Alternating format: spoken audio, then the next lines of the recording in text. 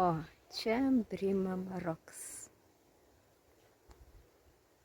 Brimam uolos.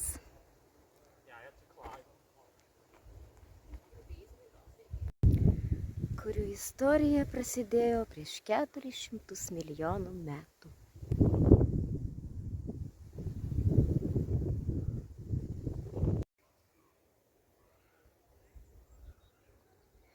O juk kažkada, prieš 400 milijonų metų, Šiaurės Amerika susidūrė su Eurazija, tiksliau plokštės.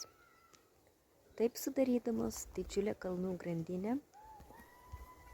O, štai man mojuoja anglai. Faini žmonės.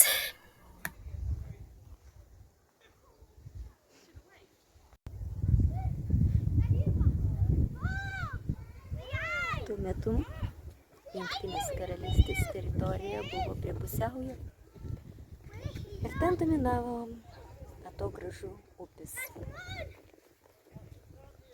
Kalnų erozija visą laiką užtvindydavo tas upės žvyrų.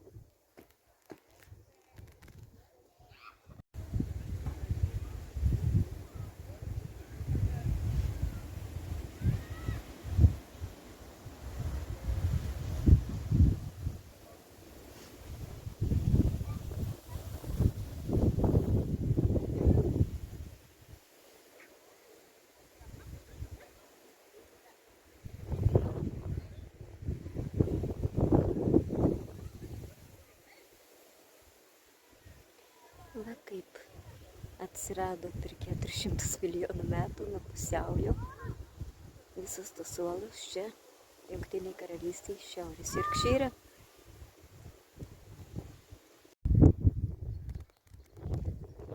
O visas tas uolų formas išraižė beslenkantis ledynas, tirpstantis prieš 18–12 tūkstančių metų.